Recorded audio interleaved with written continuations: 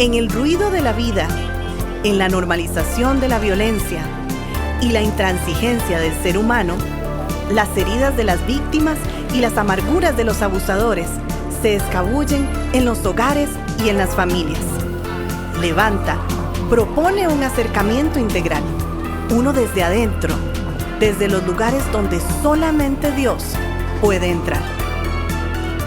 Conversemos.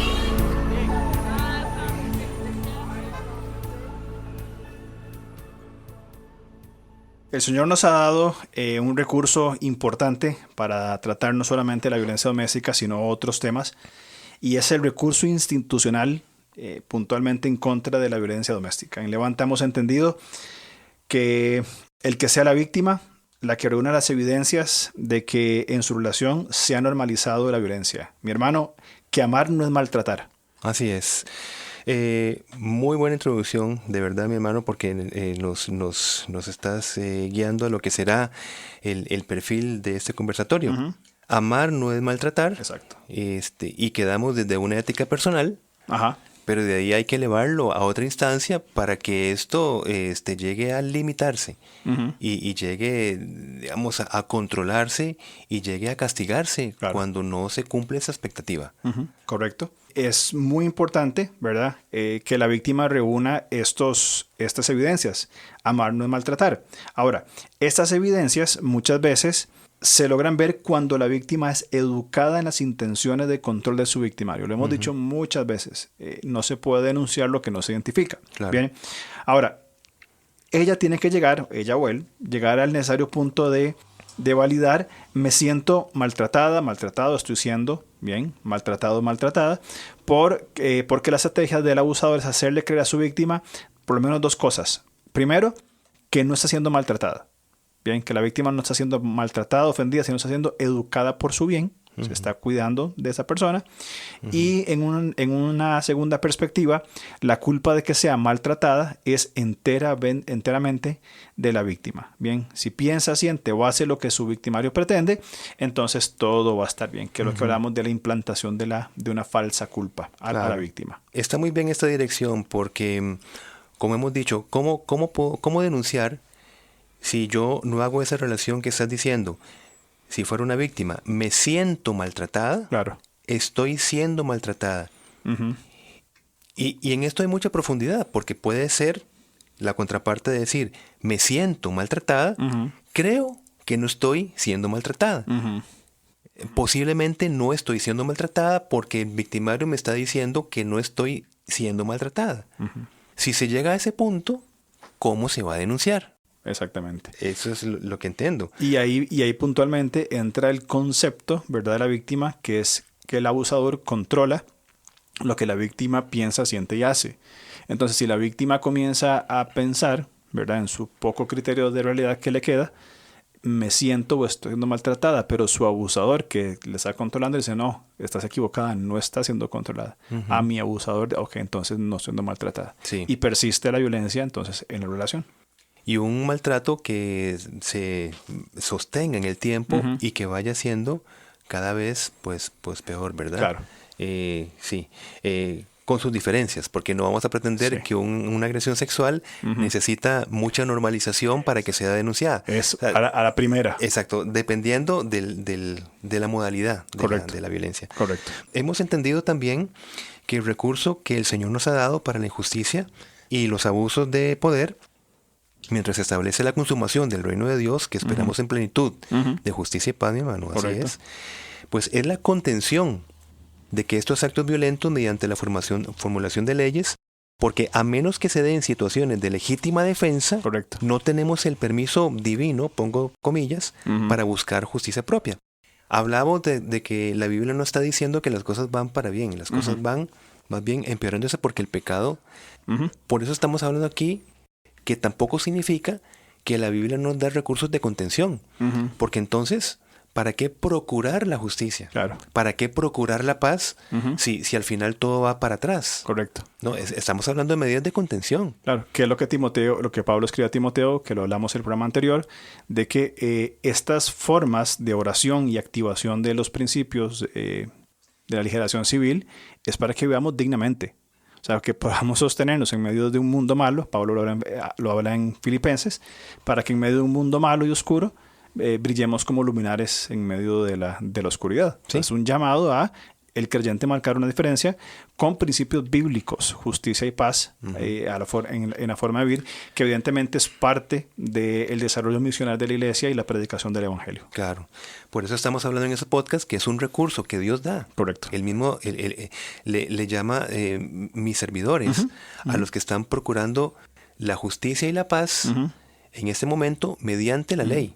Inclusive es algo que vemos en el Antiguo Testamento. O sea, hay momentos donde Dios en Isaías 45 llama al emperador sirio mi siervo. En Jeremías llama a Babilonia mis siervos. A Nabucodonosor. Claro, mi siervo. Inclusive también con los asirios, no me acuerdo dónde estaba ahora, pero lo leí hace poco.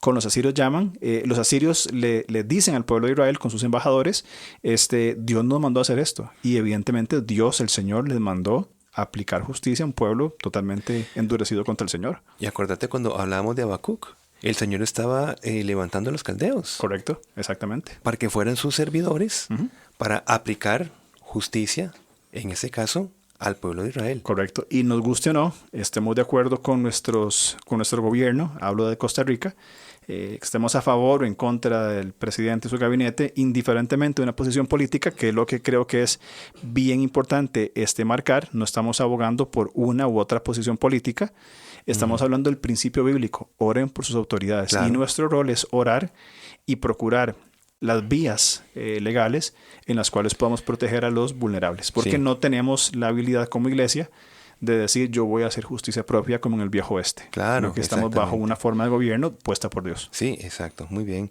Y esta activación de la búsqueda de justicia y protección requiere, pues justamente, como lo hemos hablado muchas veces, correcto, de la denuncia en todo su proceso. ¿Por qué decimos todo su proceso? Porque denunciar no significa necesariamente buscar el divorcio, sino proteger la vida integral de una víctima buscando un mayor grado de concientización del victimario. ¿Por qué? Porque éste sigue atrapado en una forma de pensar disfuncional. Entonces, con la denuncia se da al victimario una señal clara de que los actos que está pretendiendo normalizar ya se reconocen, ya la víctima lo reconoce, ya le pone nombre y apellido, y que no se va a permitir más en esa relación. Ahora, si la parte agresora no toma este recurso de la ley para su bien, como dice Romanos 13:4, que ese es el recurso de la ley para el bien, aunque le infunda temor, sino que también busca las formas de evadirla para seguir maltratando, pues entonces ¿qué tenemos? Una clara señal de que la víctima debe buscar entonces, ahora sí, la separación definitiva, bajo el acompañamiento de redes de apoyo sabias y bíblicas. Por supuesto, es el camino que se marca para vivir dignamente, para proteger, para salvaguardar la vida de una persona. O sea, que no es nada pecaminoso que un creyente ponga medidas cautelares con otro creyente para guardar la integridad, vivir dignamente que leímos hacia Timoteo por parte de Pablo. Pues bueno, estoy diciendo de que se persiste, de que ya el paso de la concientización que debería ser propia de un creyente maduro, ¿verdad? Pongo la salvedad de maduro, claro, espiritualmente, no como un niño, ¿verdad? Entonces viene el recurso de la ley para infundir temor. Claro. Creo que tocaste un punto muy importante de que no hay nada pecaminoso en que un creyente ponga medidas cautelares a otro creyente. Yo he escuchado a otras personas que sacan a colación 1 Corintios capítulo 6 sobre no denunciarse en las cortes, todo esto. Pero estamos hablando de otro asunto. Totalmente otro diferente contexto, y aplica mayormente cuando no hay un delito. Es decir, si hay problemas entre dos hermanos, si vos y yo tenemos un negocio y tenemos conflictos, bueno, podemos solucionarlo y no se han cometido delitos como tal. Podemos resolverlo, debemos resolverlo de una manera madura, como vos dijiste. Claro. Y para esto Dios ha puesto autoridades en la iglesia que puedan ser mediadores o pacificadores de un conflicto entre hermanos. Ahora, si yo te robo en este negocio y me voy con la plata y te digo que no voy a devolverte nada y comienzo a estafarte, a engañarte, evidentemente hay un recurso dado por Dios donde entonces se procura la justicia. Pero no es que es un principio general. Correcto. En la vida ética del cristianismo. Exactamente. Sí. Correcto. Sí. De acuerdo. Ahora, en Costa Rica, que es donde estamos nosotros, por supuesto, y a nivel gubernamental, una denuncia puede hacerse mediante una llamada a través del famoso 911, ¿verdad? Contactando al Centro Operativo de Atención a la Violencia Intrafamiliar. Eso suena como Lelutier, ¿verdad? Con sus nombres. COAVIF, el nombre corto, ¿verdad? El cual procura dar una atención inmediata y especializada las 24 horas del día. Ahora, nos preguntamos entonces, ¿qué ofrece el COAVIF? Primero, dar seguimiento a los casos y derivados según requieran una atención más especializada. Derivarlos, sí. Ajá. Derivarlos a personas. Correcto. Sí. Dije otra palabra seguro. No. Ok. Derivarlos Entendido. bien a algo más especializado. Claro. Muy bien. Segundo, apoyar y contener a la víctima en su estado de crisis. Esto jugaría en el rol entonces de red de apoyo. Totalmente. Y red de apoyo especializada. Especializada, sí. Sí. Sí, que es muy importante, ¿verdad? Bueno, es un tema de otro programa, pero donde no median emociones. ¿Qué quiero decir? Tal vez el red de apoyo de la familia, que es muy importante, median las emociones y a veces nublan ciertos criterios. Pero al ser esto una figura en tercer plano, ¿verdad? Sí. No media eso que podría ser a veces engañoso. Sí, correcto. También el COAVIF tiene centros especializados donde incluso coordinan el traslado de la víctima a centros temporales, que es un poco lo que Levanta trabaja, tener un centro. Tenemos un refugio temporal para dar esa contención a víctimas que tienen que salir ya de su lugar de vivienda. Y también, en un cuarto lugar, dar asesoría legal para temas como la denuncia, divorcio, pensión, la crianza, régimen de visitas, etc. ¿verdad? Entonces, básicamente es lo que este centro especializado, el COAVIF, ofrece aquí, al menos en Costa Rica. Y a través, como dijiste, del 911, de una simple llamada. Simple llamada. Por eso estamos diciendo, vamos a ver, conforme hayan centros especializados, conforme haya facilidad de contactarlos, todos estos son maneras de contener, son recursos del Señor para poder contener esta maldad, en este caso, sobre esta línea, ¿verdad? De las líneas de violencia. Y esto es, pues, también como el Señor ha levantado al Ministerio Levanta. Tiene estas líneas. Correcto. Donde nosotros, pues, ciertamente nos enfocamos desde una consejería bíblica de contención, pero también con recursos muy necesarios, que es la protección de la víctima como el recurso más inmediato. Lo primero que hacemos es ver cómo protegemos a la víctima con sus hijos. La integridad física. La integridad física. Se estabiliza y a partir de allí, ¿qué viene? Viene la protección legal, porque no vamos a empezar con series de consejería si la víctima no ha puesto medidas cautelares. Correcto. Porque no solamente la vida de la persona víctima está en peligro, sino de las personas que estén a su alrededor en ese momento. Entonces, todas las cosas con su orden. Correcto. Para que luego ya empiece la consejería como tal, la contención tanto emocional como espiritual y material. Ajá, que es una necesidad también que a veces se deja en último plano, pero Claro. o no se considera, pero es parte de esto. Y evidentemente toda esa contención integral, desde la seguridad física hasta la seguridad espiritual, emocional, legal y material, apuntan y están centralizadas en la persona de Cristo. Exacto. Que es el rol diferencial de nuestro ministerio, donde nos centramos en quién, hablando de Jesús como nuestro Señor, quién tiene la capacidad de transformar el corazón y la mente de una víctima o de un victimario.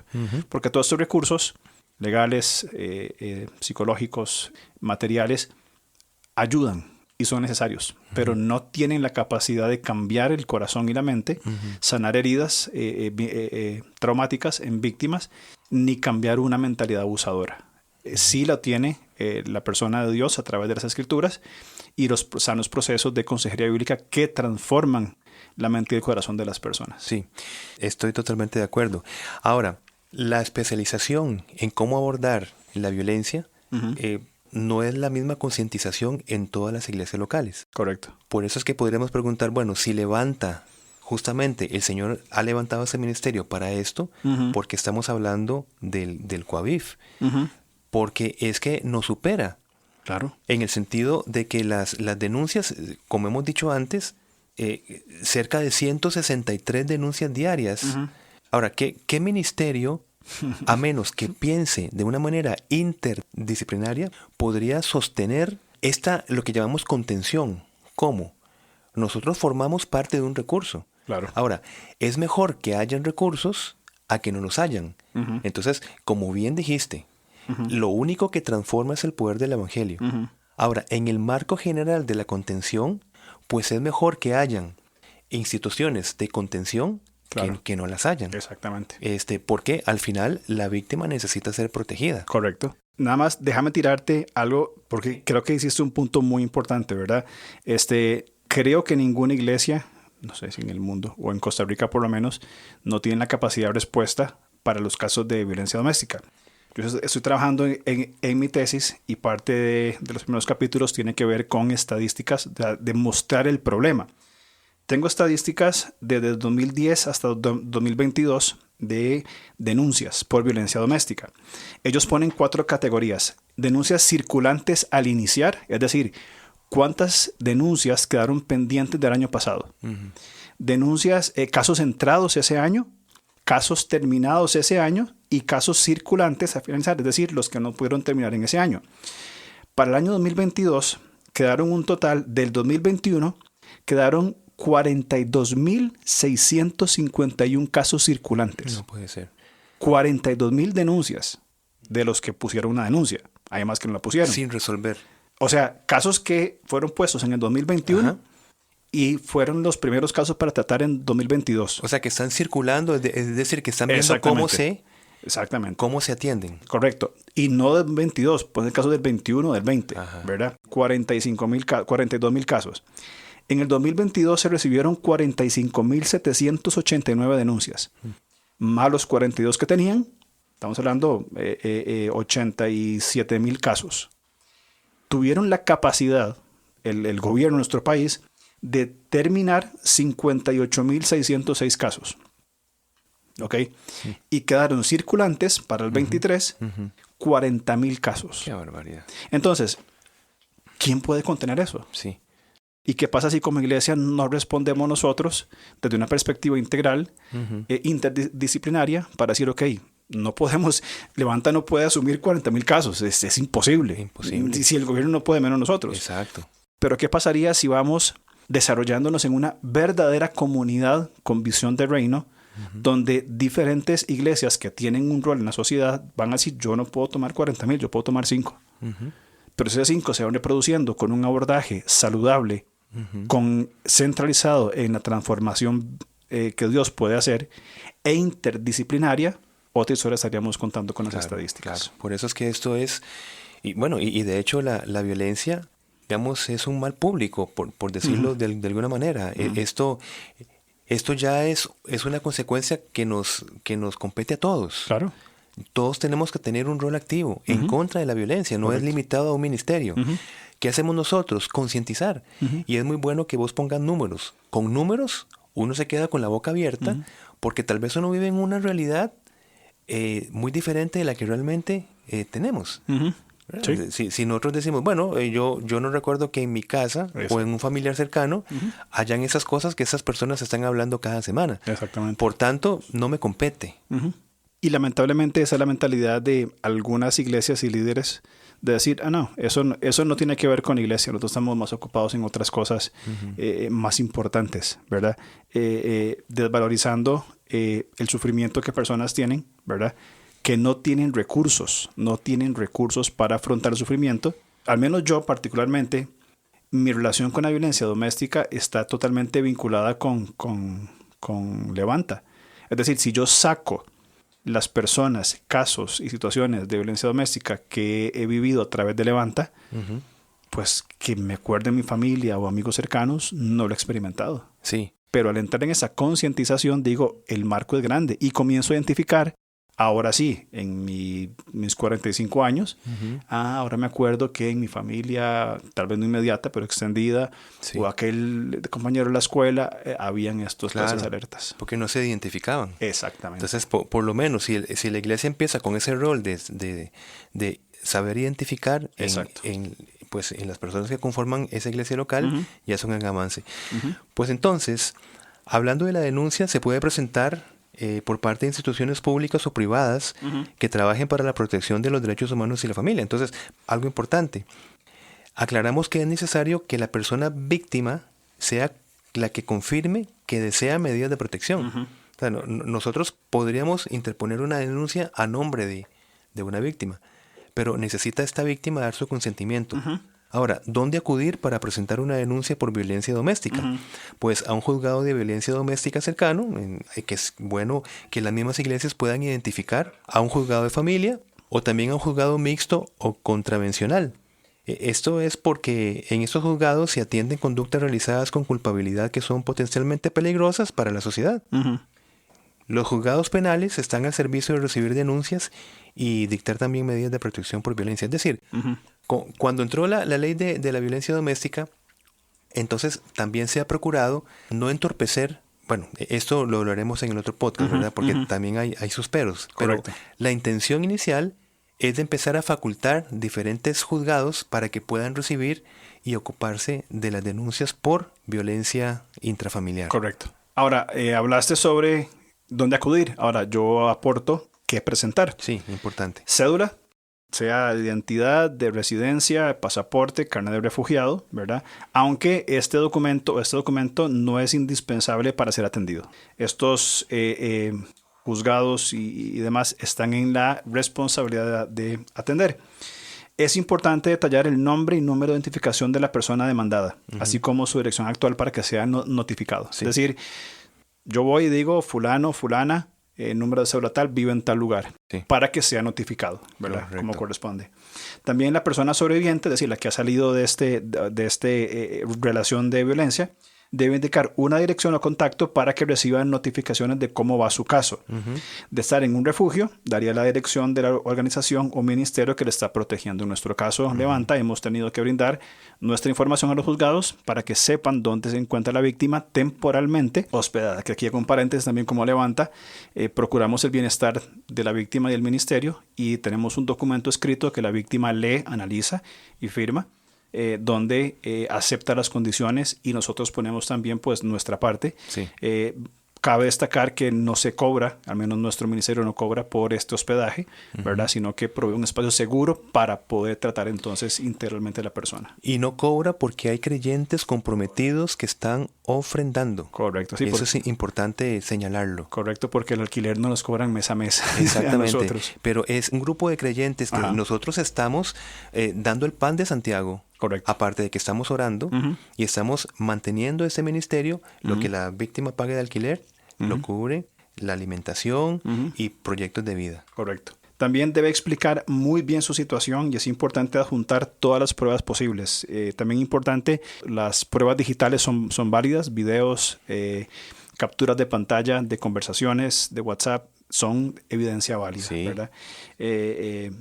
Todo lo que implica la tecnología. Sin embargo, aunque no se cuente con pruebas específicas, no se le impedirá que cuente con medidas de protección, Exacto. bajo esa idea de cuidar mientras se estudia el caso.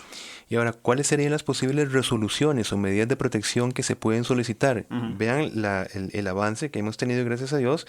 Por ejemplo, luego de una medida cautelar, la víctima va a gozar de prohibir que el presunto agresor o agresora se acerque a la casa de la familia o el lugar de trabajo o estudio de la víctima. Incluso se puede solicitar protección en otros lugares que la víctima requiera, por ejemplo, la iglesia Ajá. o el lugar de su servicio ministerial.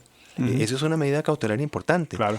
Las autoridades de la fuerza pública van a despojar al agresor de las armas, objetos que haya utilizado o que potencialmente podría utilizar para hacer daño, amenazar o intimidar a la víctima. Esa es otra facultad, hasta en tanto se denuncie y se levanten medidas cautelares. Este recurso no puede alcanzarse si antes no se denuncia, ¿verdad? Correcto. Por voluntad de la víctima. Luego, en caso de incumplimiento, por ejemplo, que el agresor entre a la casa o se acerque, el puesto policial más cercano puede allanar la casa si la víctima corre peligro. Una gran protección. Perdón que te interrumpa y nada más para meter un paréntesis. Es muy importante que las víctimas no invaliden con acciones estas medidas. Ajá. Hemos visto el caso donde la víctima pone la denuncia, después el abusador llega, como se dice popularmente, con el rabo entre las patas, Ajá. teniendo una restricción, ¿verdad? Y le permite, bueno, entre, pero, bueno, quédese, pero. Sí. Es muy importante que la víctima sostenga esas medidas cautelares por su protección y también por el proceso. Sí.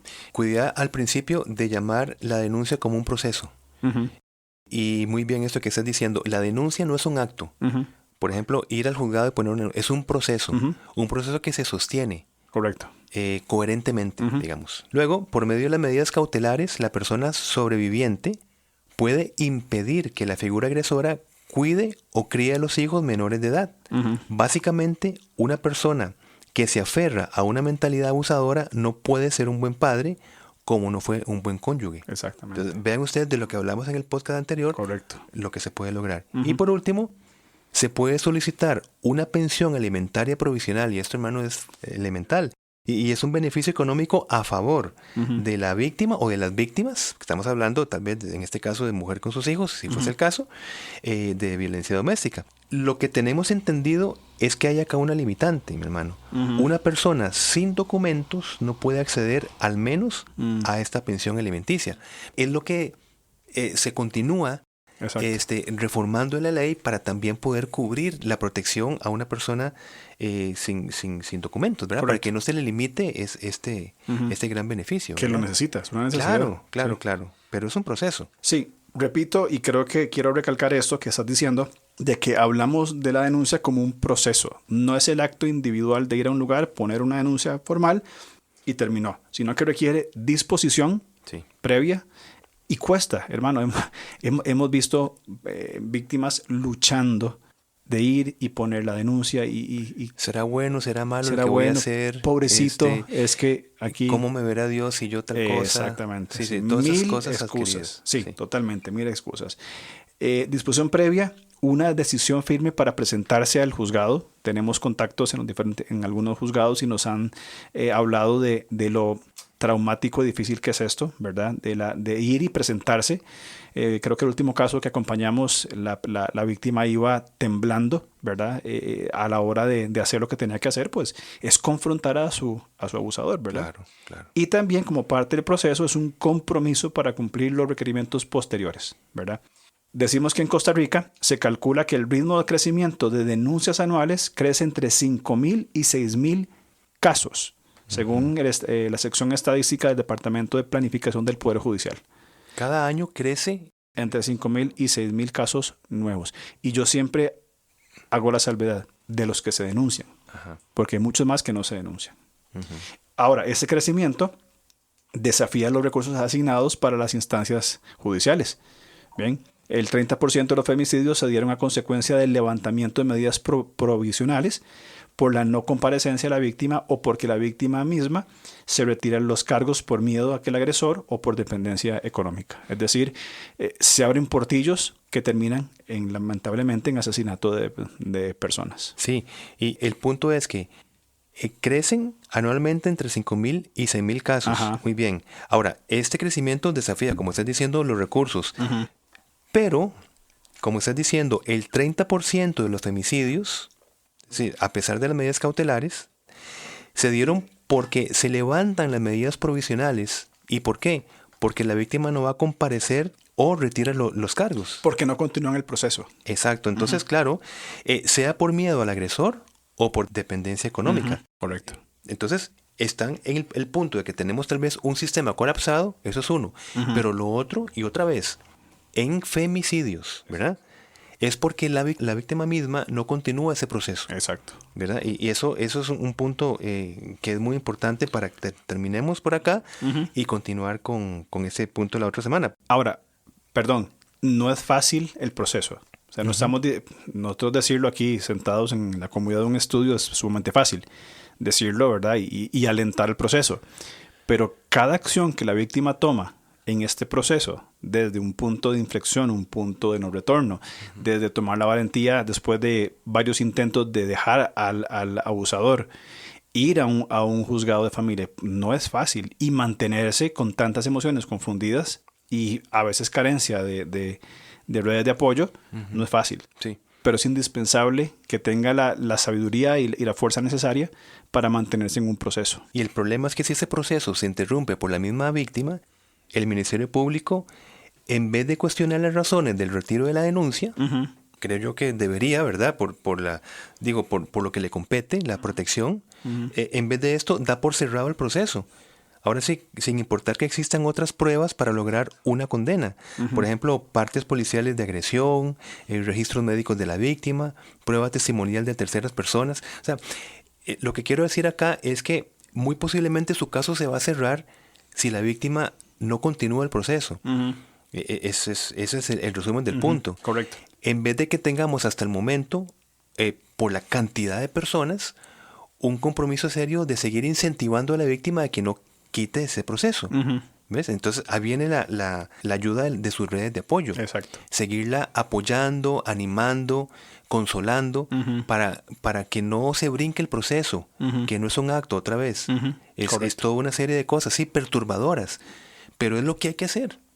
Es lo que hay que hacer ante lo que se está viviendo. Para vivir dignamente. Exacto, esa es la parte colaborativa de nuestra. Sí, y ahí es donde yo insisto en esto, quizá por mi vocación pastoral, pero yo insisto en eso, es donde la iglesia debe caminar junto a la víctima en estos procesos. No puede tomar decisiones por la víctima, no puede obligarla o limitarla, pero sí puede acompañarla en un proceso, como vos decís, usualmente de adentro hacia afuera, ¿verdad? Desde sus emociones, sentimientos, sus convicciones espirituales y bíblicas, hasta velar por su cuidado material. Su dignidad como persona. Como hija de Dios. Exacto, como hija de Dios, su identidad como hija de Dios, por supuesto. Y la dignidad de sus hijos, hijas. Totalmente de acuerdo. Y es un proceso no de toda la vida, pero sí en que se va a caminar por un tiempo hasta que sea otra vez restaurada a una vida normal en Cristo. Sí, inclusive pienso en la dignidad de su maltratador. Claro. Porque es que no está actuando según como es llamado ya en Cristo. Correcto. Está actuando desde una identidad totalmente distorsionada. Totalmente. No la que Cristo ya ganó. Entonces, exacto, todos ganan. Porque la ley lo que hace es que infunde temor para que recapacite. Es decir, ¿qué es esto? Estoy actuando como una persona que no ha entendido a qué me llama el Señor. Exacto. Y empieza, como hemos hablado en otros momentos, de una motivación extrínseca hacia un interior, una transformación interior. Pero bueno, sigamos hablando entonces el próximo programa sobre, lamentablemente, ¿verdad?, cómo algunas veces se revictimiza desde la violencia institucional, ¿verdad? Y vamos a hablar sobre eso que es, buen tema, que es importante. Sí. Muchas gracias. Perfecto, gracias a vos y hablamos la otra semana entonces. Claro que sí, Dios lo permite. Perfecto, muchas gracias. Chao. Gracias por escucharnos. Estamos listos para seguir conversando a través de nuestras redes sociales. En Instagram, búsquenos como @levantacr. En Facebook, como LevantaCR. O contáctenos al correo alonso@levantacr.org.